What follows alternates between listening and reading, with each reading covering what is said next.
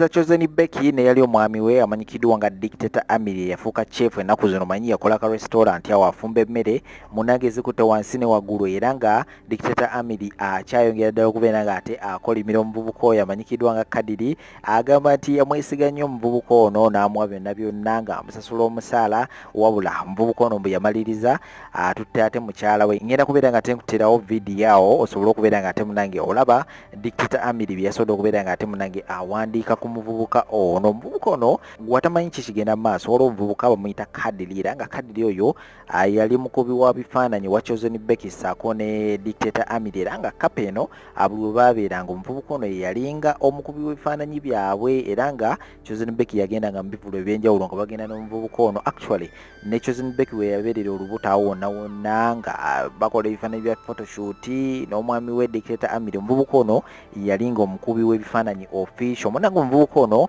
oluvannyuma okubeera nga temunange baamwesiga nnyo yamaliriza ate atutte omukyala wa munne era nga wetwogerera ssaawa eno buli we badda Chosen Becky wadda y'omwami ono aliwo omupya era nga kigambibwa mbu n'abaana abasembeeyo abo mbu bamwami ono mbu bamwami ono amanyikiddwa nga Kadiri bananga abasajja teweesiga nnyo mukwano gwo weesiga otya mukwano gwo okutuuka ku extent eno otuuka n'okubeera nga tomulekera mukyalawo genda omutwale ojja kumuzza nga mumaliriza bannange abasajja nammwe oluusi mubeera bagayavu sako nammwe abakyala babesiti bammwe babatutteko abaami bammwe era nga abantu ab'enjawulo bakyeyongera ddala okubeera nga temunaye bafuuka ba victim mu nsonga eno ngenda kubeera nga tekuterawo obutambi awo mu maaso osobole okubeera nga te omanya ki ekigenda mu maaso saidi zeeyo genda wasaba mu nteka ndowooza golowooza ki ku nsonga zino ez'ababiri Chosen Becky sako ne Dictator Amiri kubanga Chosen Becky buli wadda posti zonna zaali mu kubeera nga ate ateekayo ali mu kubeera nga ate asabula saidi ya Dictator Amiri agamba nti watulugunya era nga nayita mu bingi nnyo nga ndi naawe kakati ekyamazima kiri nti natuuka wa gye ndaga ate ye Dictator Amiri bw'ogenda ku posti zonna ali mu kubeera nga ate akolima bukolimi ali mu kubeera nga ate akaaba bukaabi ekyamazima kiri nti okumutwalako mukyala we kirabika kyo kyamuluma nnyo era nga muzikirize mbere nga tembatirawo obutambi buno nabamba gyeyo n'emboozi ngenda okubeera nga tembazanyirawo naye nze byansuseeko dda oba ki ekigenda mu maaso mu ggwanga anaali abasajja kakati anyway ngenda kubeera nga tenkuterawo vidiyo awo nawe osobola okubeera nga tobyewulirirako omuvubuka bye yabadde agamba omuvubuka munne nze byansuseeko dda likinga ate sharingirako abala comment section olwezabira open subscribinga oleme kubeera nga tosubwa mawulire kikabwe kiti ate mbudde ku moto nva taata Felista nze mbadde ngamba oyo omwana tewandimwesembereza nnyo kati omwana oyo kati akuze muwala ate firingize kati ziri haayi twala nti awo omusiba buwuzi kati omwana oyo tekimugana kubanga awulira obuswandi mu bigere kitegeera naawe kennyini omwana kisambi kikyo kiri wabweru aliko ebbeere jakemebwa taata Felista bulidde wandikoze amagezi genna omwana n'omuwa maneja omulala oba mukazi bannange kati oyo mwana tokyalina kumubeerako nnyo akuze jakukola era yabwereereze amangu ago anti munaine ddala nti kati ako ke ka driving force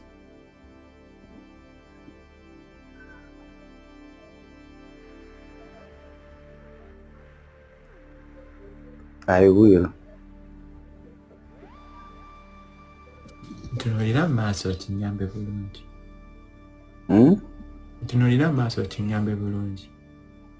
Ngambye I will. You will do what? Kyogambye. Nedda. Sagala byakumpera. Ekyo I will. It's just like how you will do what? You will what?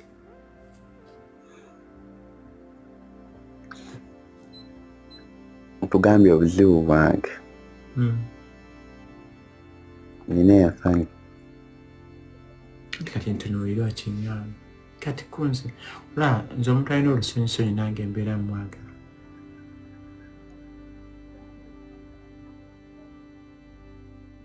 Tekisinga okuwa ensonyi. Tekisinga okukwasa ensonyi. Ekisinga okumbeeza n'ensonyi like if I talk to someone nga antunuulidde nga ali that much serious ate bwe mba nkwambula ensonyi era zikwata. Bwe nkwambula ensonyi zikwata.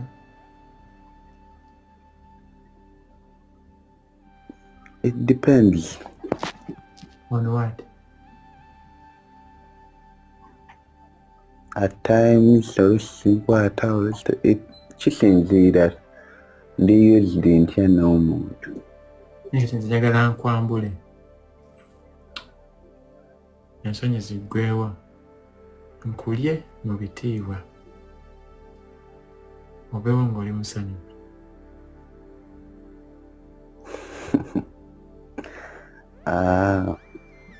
Anje Agambye ki?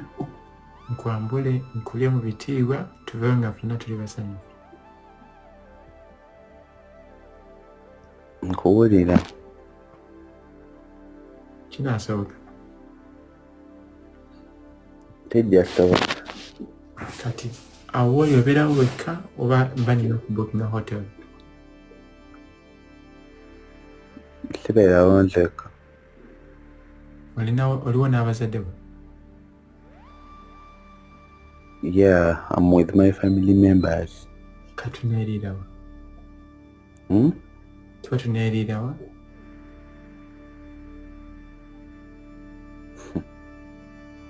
Hotels are there, what are there?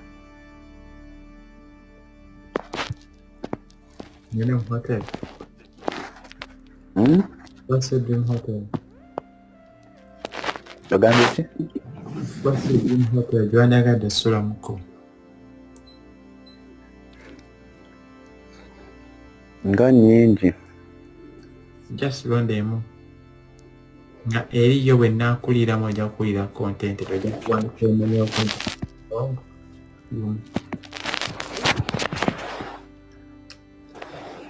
Waliyo Mist Hill.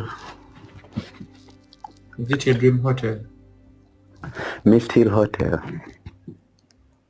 Kati gye mba mbookinga?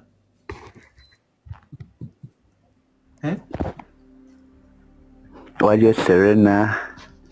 Anti kwezi olondako emu gye mba mbookinga? Mist Hill. Mist Hill, okay. Nakumeka? Nagala tumeetinge nakumeka. Nakumeka ziyinza okumpaako? Gw'oyagala mmeka? Njagala wiiki nnamba nnaku 7. Si mwaka. Mwaka munene. Ngompa buli lunaku omunyo guba tegugenda kukulubuka.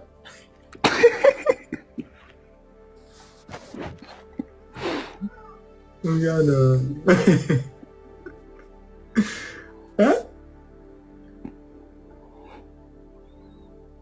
Simi. Wangi? Tegenda kukulubuka. Nkulubuka biki? Kati mbookinga ya mwaka? Mbookinge mwaka? Myaka 5. Kati awo tuzimba mbuzimba ennyumba kubanga egyo emyaka 5 ezo sente bazizimbamu ennyumba. Naye ng'owooma tusooke na wiiki bw'ompoomera nga nnyongerako. What do you think? Oba nnaku 2. Tusookera nnaku 2? Okay. Kati bw'onoowooma nga tubookinga more days, right? Kale kankweka follow twegweko mu kabox kyekyo. Wangi? Nkweka follow twegweko mu kabox. Already nkufollowing. Njagala nkulaba nga sinaakusibula ompe kiss.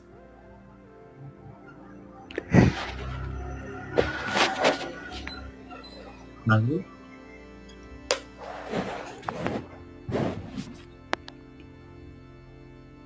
Smith.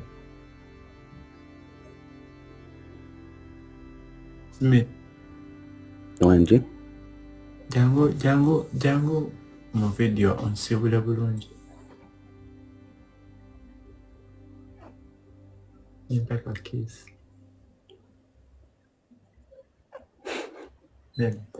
Embezi wawuma. Wangi? Embezi wawuma. Ogambye ki? Sembeze obumwe. Sewulira. Sembeze emimwa.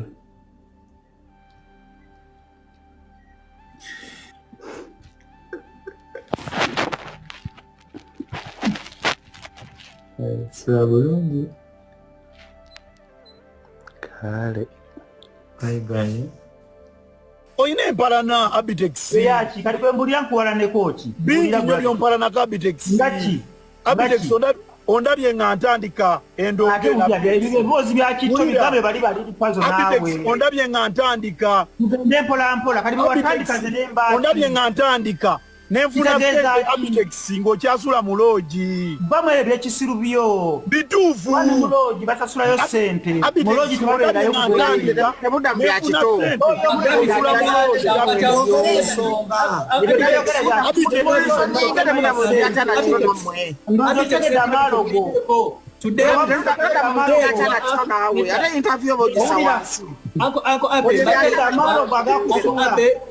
Badde mbasaba Gwe Gravity amalo agakutegete Bamanye bisobedde.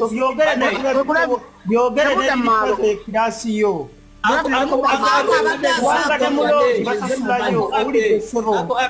Ako abe sasonyi wanza ako abe bakisobola kumunenya entegeera yo gomanyi lwaki oyo yakwa ako abe tonyiga ako abe bane kusaba togeti nga person kwegayiridde nakulowooza nti mugezi katoyo respect because tuli ku industry talk Abitex ekyo nimba okusula mu loogi nimba atofaayo kibi nange ensula mu loogi Nange mbeerayo. Nange mbeera mu loogi. Nakati ngenda mu loogi oluva wano. bajjo tosula mu loogi Nakati ngenda mu loogi. kitegeeza ki Gravity okusula mu loogi kitegeeza ki wanoomera ne munoonya engeri ensuula Abitex ate bakusuule wali ki ne mugamba kamuwandiikire obwekitiibwa Katikkiro wuliriza gwe Gravity Abitex wabuyisako owulirize abantu batuyinza okulowoozaako be ba Jose Chameleone ba Bobi Wine naye gwe tolina kye waakoze mu music industry Abitex ku myaka gyange emito ennaku nya ku myaka gyange Kale awo tuveewo.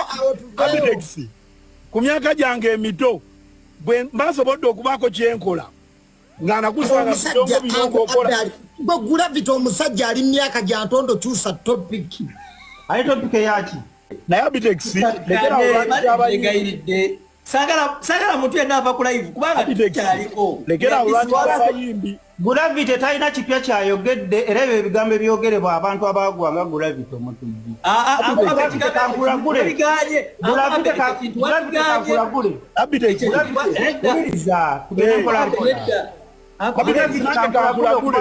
Abitex nange kankulagule wuliriza ogenda beera mu loogi togenda emyaka gyo kuddamu gyonna kuzitowa kutunda miliyoni za sente 2 mu byafaayo bya Uganda naye naawe ate malembeeko naye naawe Abitex togenda kuba mu loogi wuliriza mu loogi emyaka gyo gyonna ne muuvu ne bwali kujulula mu bulamu bw'ensi eno Abitex lunaku lwe waggwa Abitex ne Mukama lwali kujja mu bulamu bw'ensi eno ekyoto tujja kikuba mu loogi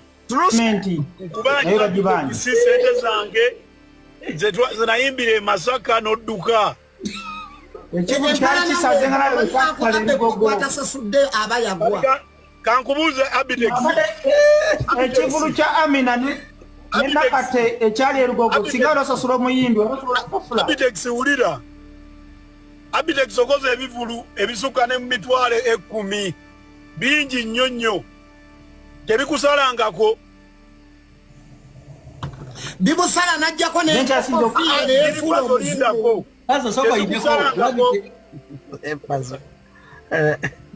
bisaze nnyo nekyaistamandi kansala wulira bwe byakusala wagwa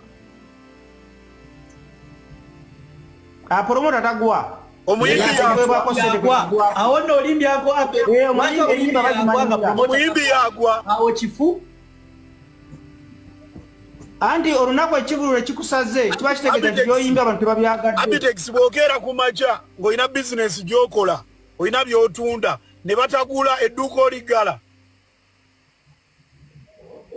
toligala osigala ositwagolinga bwe bakuba maaniyu kitegeeza nafu ebeera nafuko olwo eba teri kufuuka olwo ekyo tekijijjako kuba nti etiimu yakabi wadde ekola bubi. Abitex nkubye lugogo emirundi mukaaga. Ogwagwana gwe ko osobola n'okugikuba emirundi 3 naye kikululiza tezivaayo ensonga. Emirundi mukaaga nga wajjula. Ojegeera. Mwana w'omuka. Masirika pazu. Nakulire oyogera Sirika ko nafe tuogere. Kale. Abasebeno Brunoke. Omurundi okumukitegeza mu ndi munafu Abitex.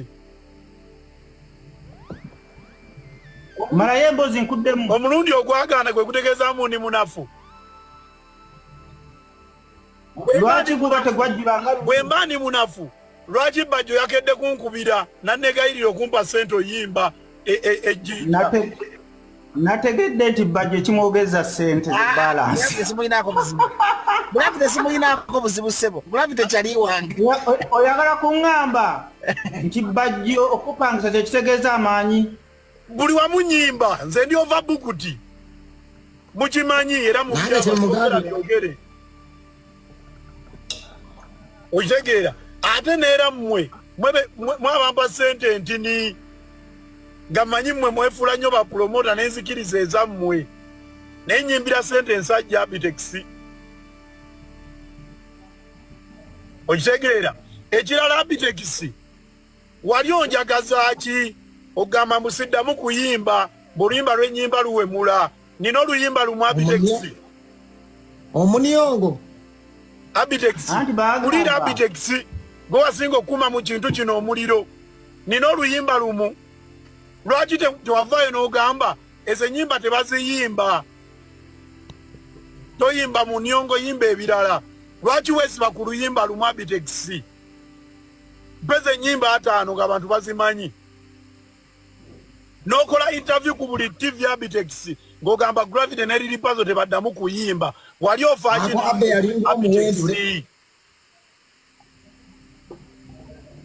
nali kukoze ekya Abitex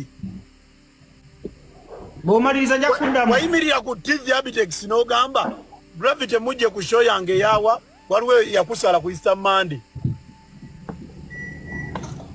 Yali nkuuka no before nkuuka waliwo sheda yali ku Aero Beach yategeka abayimbi bonna ab'amaloboozi n'oŋŋamba sebo ekisala n'afuna abantu 3 yali ategesa kundufa n'abayimbi abalala Lily Pazo wangi byenjala okugamba Abitex nsiriko byogera mbadde kugamba abantu be yafuna ku Aero Beach Masaka sirikako lekango Gravity ayogera ebimuli ku mutima. Mbyogere byo biveewo Abitex abinziremu ate tudde ku kirala siwe kiri Abitex iriya Abitex wayimirira ku TV n'okyala ku NBS n'okyala ku NTV n'okyala ku Bukedde nga wonna ogenda ogamba Gravity temuddamu mugula oba ofaaki nanga Abitex ekivulu kya Ero wali tonnampadde nusu ebibiri wankubira n'ongamba nkuyimbire Ero nkuyimbire n'enkuuka naye n'ogenda ku TV n'ogamba nze oyo namugjeeko wali osasudde nalina contract naawe nali sigirina naye no spreadinga negativity okunfiirako okunkyaya abantu Abitex ebbanga lyemaze nga nnyimba emirundi gye wakangula tegiwera mirundi 10 ekyo okkiriziganya nange